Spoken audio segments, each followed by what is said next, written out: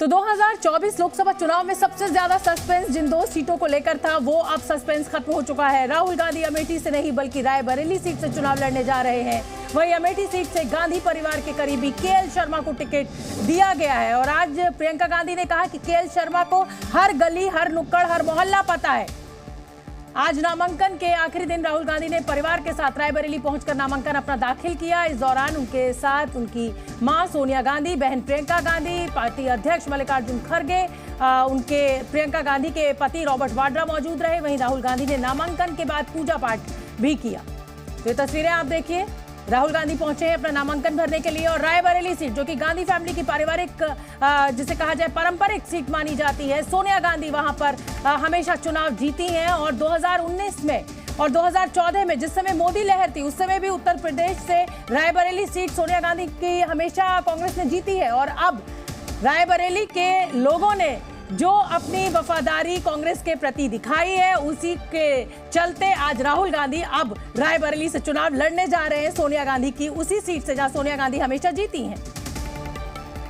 और ये तस्वीरें आप देखिए, पूजा अर्चना करते हुए राहुल गांधी पहले नामांकन दाखिल किया है और पूरा परिवार। और ये हिंदू संस्कृति में, भारतीय संस्कृति में जो परिवार का महत्व है, जो परिवार की ताकत है, वो ये तस्वीरें बयान कर रही हैं।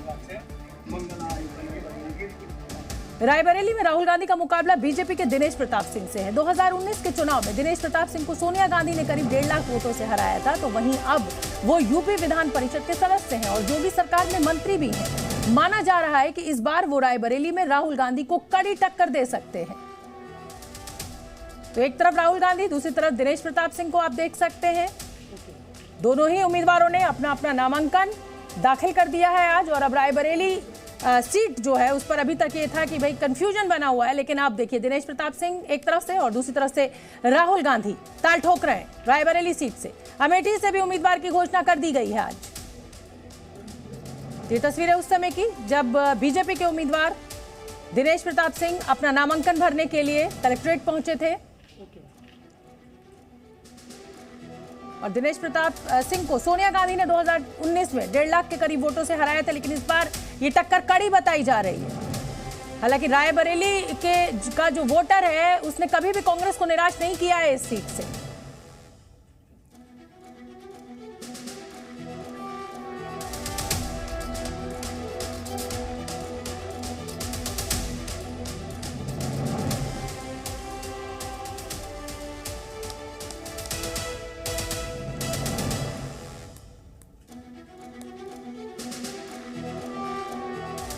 और चलिए अब ग्राफिक्स के जरिए आपको दिखाते हैं कि आखिर क्या वजह है कि राहुल गांधी ने अमेठी सीट छोड़ी है। पहली जो वजह हो सकती है, हालांकि ये जो वजह हम आपको गिना रहे हैं कांग्रेस ने नहीं गिनाई है, लेकिन हाँ ये कयास लगाया जा रहा है और वो आपके सामने। सभी विधानसभा में घटता वोट प्रतिशत जो है वो एक बड़ी चिंता कांग्रेस के लिए है। 2022 में अमेठी की 5 विधानसभा में कांग्रेस की हार हुई है।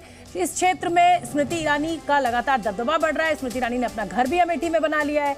दूसरी बार हारे तो छवि को बड़ा नुकसान होने की बात कही जा सकती है। अमेठी की तुलना में रायबरेली जो है वो वहां के जो लोग हैं उन्होंने हमेशा कांग्रेस को जिताया है और इसीलिए शायद ये एक सेफ सीट कांग्रेस के लिए मानी जा रही है, राहुल गांधी के लिए मानी जा रही है। राहुल गांधी पर बीजेपी ने आज करारा हमला बोला है। केंद्रीय मंत्री स्मृति ईरानी ने कहा राहुल गांधी ने तो हार मान ली है। यहाँ की जो समस्याएं हैं, यहाँ की जो मुश्किलें हैं उनको अच्छी तरह से जानते हैं। इन्होंने लगातार 40 सालों के लिए आपकी सेवा की है। मैंने खुद आंखों से देखा, मैं खुद यहाँ पे आपके साथ मैंने खुद काम किया और इस चुनाव में भी मैं इनके साथ कंधे से कंधा लगाकर चुनाव लड़वाएंगे और आपसे ये उम्मीद रखती हूँ, मैं आपसे ये उम्मीद रखती हूँ कि आप भी हमारे साथ कंधे से कंधा लगाकर इस चुनाव को लड़वाएंगे और किशोरी जी को जिताएंगे। मेहमानों का स्वागत है। हम लोग अतिथियों के स्वागत में कोई कसर छोड़ेंगे नहीं। इतना ही कह दूं कि अमेठी से गांधी परिवार का ना लड़ना इस बात का संकेत है कि कांग्रेस पार्टी चुनाव में एक वोट पड़ने से पहले ही अमेठी से अपना हार स्वीकार कर चुकी है।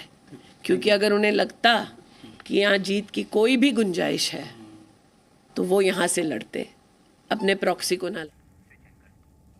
तो वहीं राहुल गांधी के नामांकन से पहले पूरा गांधी परिवार आज अमेठी के फुर्सतगंज पहुंचा, जहां से वो रायबरेली के लिए फिर रवाना हुए। और वहीं गांधी परिवार के दौरे पर स्मृति ईरानी ने निशाना साधा और उन्हें अतिथि कहा। उधर कांग्रेस के प्रत्याशी केएल शर्मा ने भी अपना नामांकन दाखिल किया है। तो ये देखिए, जो जिक्र मैं कर रही थी कि भारत में परिवार की बहुत अहमियत है और हर, चाहे वो पूजा पाठ हो, कोई शुभ काम हो, कुछ भी हो, पूरा परिवार एकजुट होकर दिखाई देता है। और आज वही कुछ तस्वीरें गांधी परिवार की भी दिखाई दी। जब नामांकन भरने के लिए राहुल गांधी निकले तो उनके साथ उनकी मां और उनकी बहन और जीजा मौजूद थे। राहुल गांधी और अमेठी सीट को लेकर शिवसेना के उद्धव ठाकरे गुट के सांसद संजय राउत ने कहा कि इस बार अमेठी से स्मृति ईरानी की हार होगी। तो वहीं मध्य प्रदेश के मुख्यमंत्री मोहन यादव ने कहा कि यूपी का माहौल मोदी में हो चुका है। सोनिया जी ने राहुल जी को जो सूचना की है कि आपको लड़ना है रायबरेली से, उसका हम स्वागत करते हैं। रायबरेली ये इंदिरा गांधी जी के ज़माने से पूरा नेहरू परिवार रायबरेली से लड़ता आया है, एक परंपरा है रायबरेली की। अमेठी तो आप कोई भी जीत जाएगा। केएल शर्मा जी है, ये केएल शर्मा जी ये गांधी परिवार के एक सदस्य है।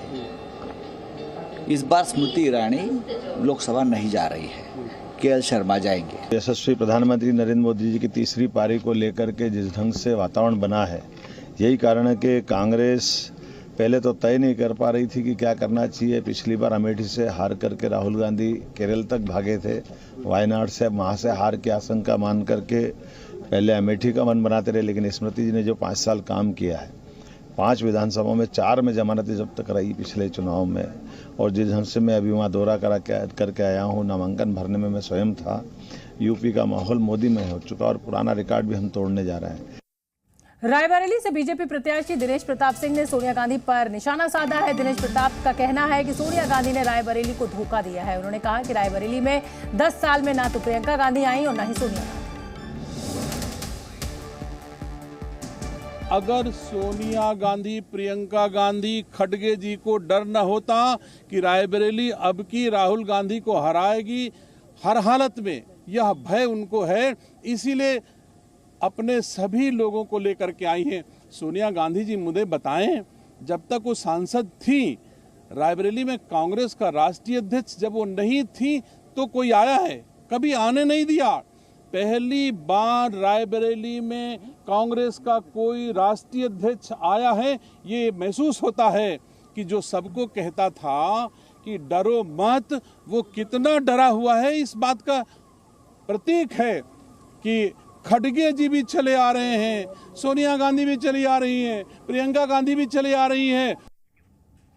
जी न्यूज के संवाददाता रवि त्रिपाठी इसी बड़ी खबर पर मेरे साथ जुड़ रहे हैं। रवि, आज जिसे कहा जाए कि जिस परिवार के ऊपर सबसे ज्यादा हमला बीजेपी के द्वारा किया जाता है, परिवारवाद का आरोप लगाकर, आज उस परिवार ने अपनी ताकत दिखाई और एक साथ, और जैसा कि मैं कह भी रही हूं कि भारतीय परंपरा में, हमारी संस्कृति में कोई भी शुभ काम हो या कोई मुसीबत आपदा हो, परिवार एकजुट होकर खड़ा होता है। और वही तस्वीरें आज हमें एयरपोर्ट पर देखने को मिली इस परिवार की।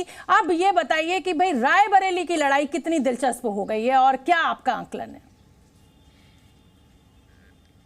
बिल्कुल, देखिए, परिवार और पार्टी दोनों साथ खड़ी दिखाई दी, क्योंकि आप मल्लिकार्जुन खड़गे भी थे, अशोक गहलोत भी थे, तेलंगाना के सीएम भी थे, तमाम लोग एक साथ खड़े थे और ये दिखाने के लिए कि राहुल गांधी हमारे नेता हैं, उनके पीछे खड़े हैं। लेकिन जहां तक रायबरेली की आपने बात की, चूंकि मैं अमेठी में रुका हूं और रायबरेली आया हूं, तो रास्ते में आते हुए तमाम लोगों के, अमेठी के लोगों से बात हुई और यहाँ रायबरेली के तमाम लोग भी खड़े हैं। तो ऐसा लग रहा है कि मुकाबला होगा, ऐसा नहीं कि एक तरफा मुकाबला है। लेकिन राहुल गांधी को जिस बात की आप चर्चा कर रहे थे, जिस बात की स्टोरी में चर्चा हो रही है कि लगातार लोग यहाँ से भरोसा करते रहे, लोग कहते हैं कि बहुत कुछ दिया है गांधी परिवार ने रायबरेली को। पिछली बार जरूर मार्जिन कम हो गया था, इस वजह से लोग चिंतित थे।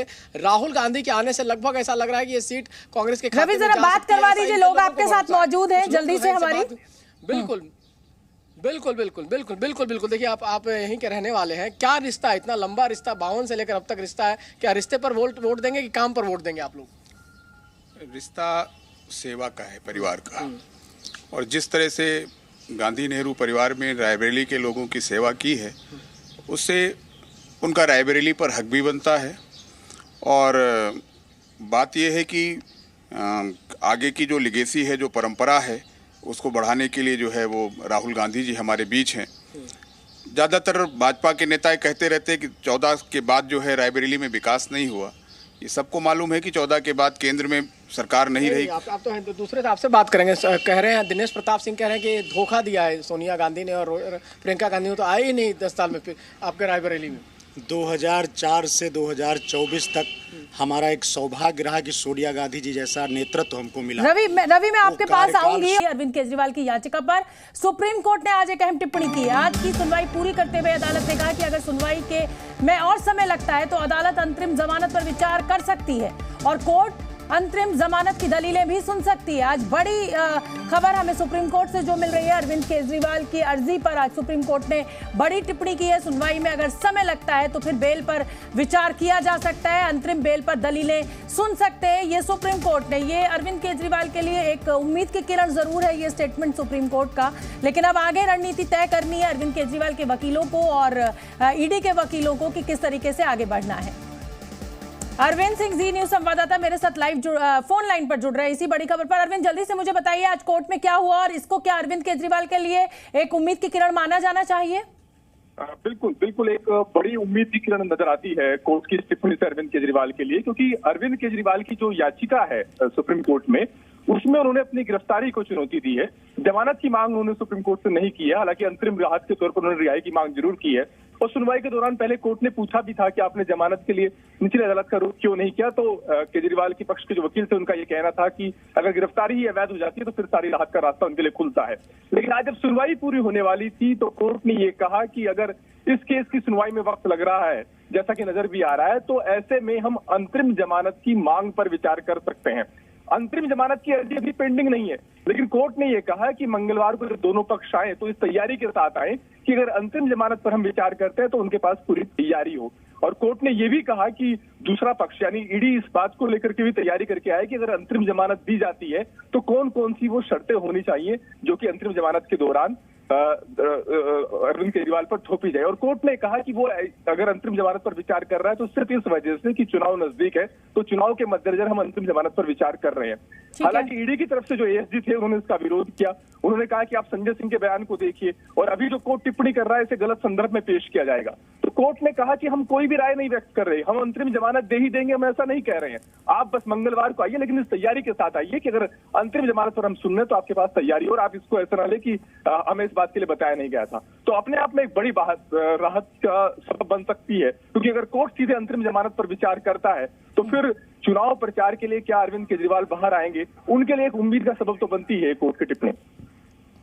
बिल्कुल, तो बड़ी जानकारी देते हुए जी न्यूज संवाददाता अरविंद, और अरविंद केजरीवाल के लिए ये एक बड़ी उम्मीद की किरण आज मानी जा सकती है। सुप्रीम कोर्ट ने कहा है कि हम ये नहीं कह रहे हैं कि हम बेल दे देंगे, लेकिन हाँ, अगर मंगलवार को चुनाव को देखते हुए इस और हम बढ़े तो आपकी तैयारी पूरी होनी चाहिए, अंतरिम बेल पर दलीलें सुन सकते हैं, ये सुप्रीम कोर्ट ने कहा है। केजरीवाल की अर्जी पर आज सुनवाई पूरी हुई है और बड़ी टिप्पणी सुप्रीम कोर्ट के द्वारा की गई है और सुप्रीम कोर्ट ने कहा है कि मंगलवार को जब आप आए तो तैयारी के साथ आए। हालांकि ईडी के वकीलों के द्वारा इसका विरोध किया गया है, लेकिन अब देखिए किस तरफ ये केस आगे बढ़ता है, क्योंकि अब अगली सुनवाई जो है मुझे लगता है वो मंगलवार को होगी। एक बार जल्दी से आप इस खबर को समझ लीजिए। केजरीवाल की अर्जी पर अब सुप्रीम कोर्ट ने ये कहा है कि सुनवाई में समय तो बेल पर विचार संभव।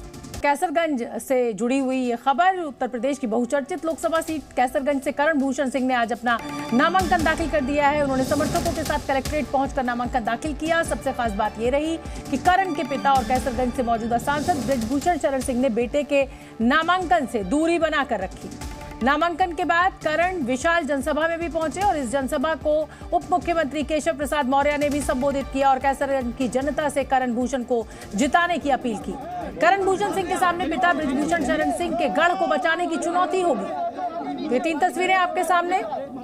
बृजभूषण शरण सिंह के बेटे हैं करण भूषण सिंह। बृजभूषण शरण सिंह के ऊपर महिला पहलवानों के साथ बदसलूकी के आरोपों के चलते हुए बीजेपी टिकट उनका काटना पड़ा और उनके बेटे को दिया गया, क्योंकि इस पूरे इलाके में बृजभूषण शरण सिंह का अच्छा खासा दबदबा है, अच्छी खासी पकड़ है।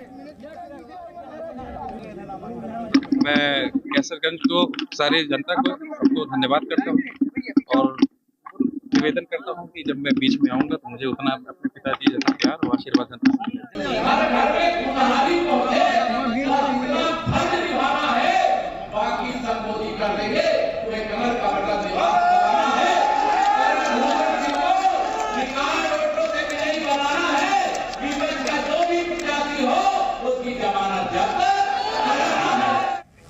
और इसी बड़ी खबर पर जी न्यूज संवाददाता तुषार श्रीवास्तव मेरे साथ लाइव जुड़ रहे हैं। तुषार, आज बृजभूषण शरण सिंह के बेटे ने अपना नामांकन दाखिल कर दिया है, लेकिन बृजभूषण शरण सिंह ने दूरी बनाकर रखी और शायद वजह हम सभी जानते हैं। लेकिन आप क्योंकि कैसरगंज में मौजूद हैं, क्या पकड़ आप यहाँ पर देख रहे हैं बृजभूषण शरण सिंह के बेटे करण भूषण की? क्या उसी तरीके का दबदबा उनका भी है, उसी तरीके की पसंद, उसी तरह की लोकप्रियता बेटे की भी है, या पिता के नाम पर बेटे को वोट पड़ेगा?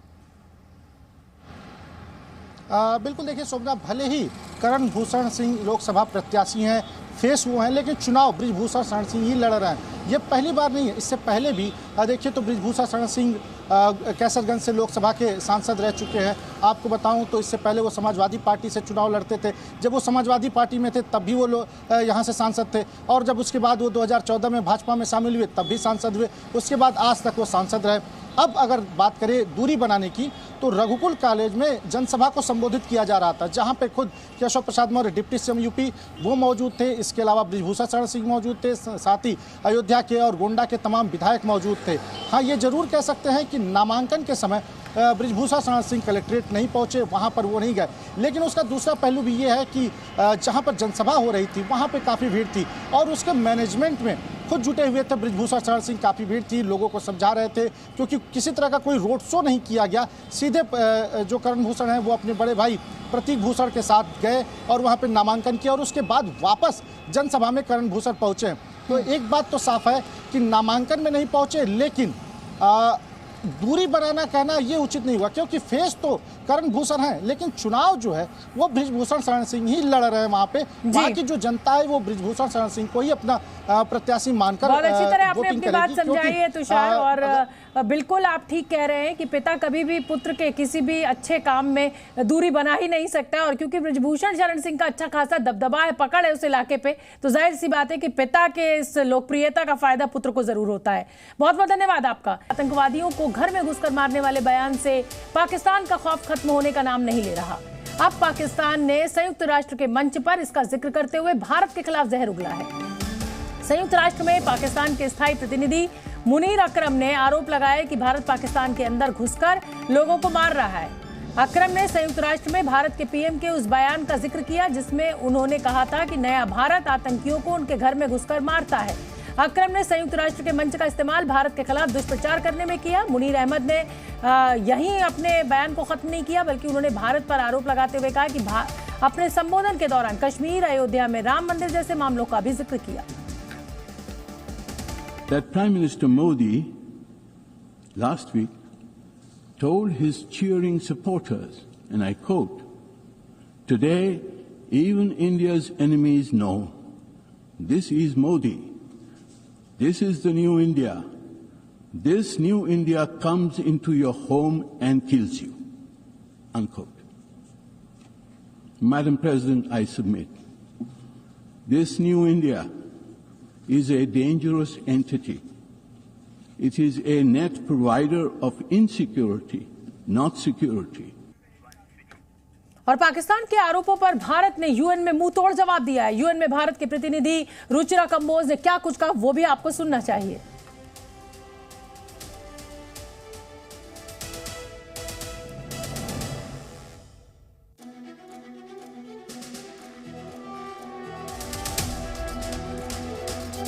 तो मैं रुचिरा कंबोज की बात आपको सुनवाऊंगी, लेकिन उससे पहले मैं जी न्यूज संवाददाता प्रणय का रुख करना चाहूंगी। प्रणय, पाकिस्तान कहना क्या चाहता था? अपनी कमजोरी बताना चाहता था कि भारत उनके देश में घुसकर मार रहा है, या मतलब बहुत ही जिसे कहा जाए कि अपनी ही किरकिरी इस बयान में पाकिस्तान ने की है? लेकिन फिर भी मैं, क्योंकि आप इस पूरे मामले के जानकार हैं, मुझे बताइए कि इस खबर को हम कैसे समझें और क्या मायने निकालें।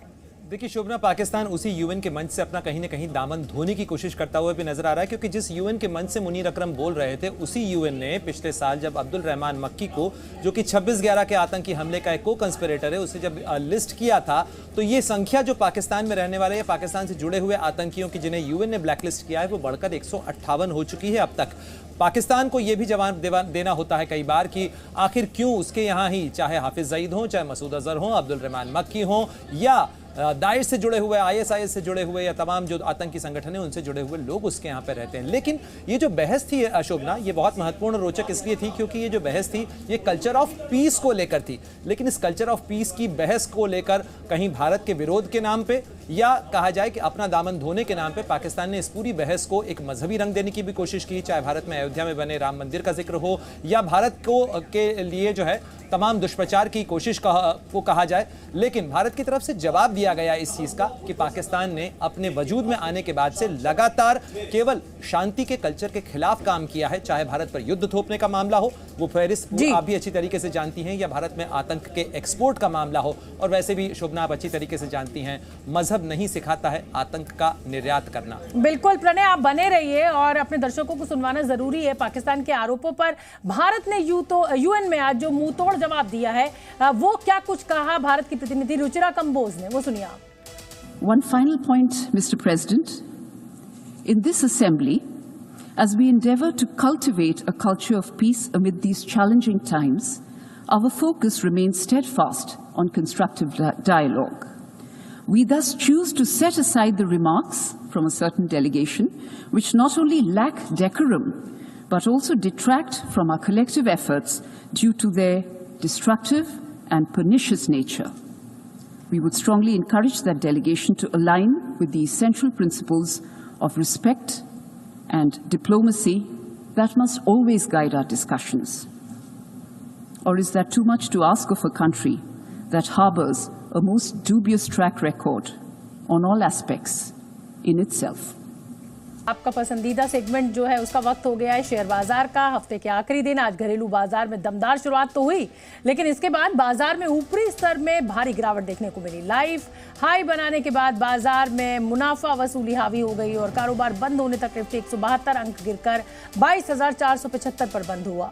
सेंसेक्स 732 अंक गिरकर 73,878 पर बंद हुआ। शेयर बाजार की ज्यादा जानकारी लिए हुए रोजाना हमारे साथ जुड़ते हैं हमारे सहयोगी चैनल जी बिजनेस के मैनेजिंग एडिटर अनिल सिंघवी जी। बहुत बहुत धन्यवाद सिंघवी जी, आप रोजाना हमारे लिए वक्त निकालते हैं हमारे दर्शकों के लिए। और आज मेरा यही सवाल है कि आज शेयर मार्केट में तेजी के बाद जो गिरावट देखने को मिली उससे हम क्या समझें?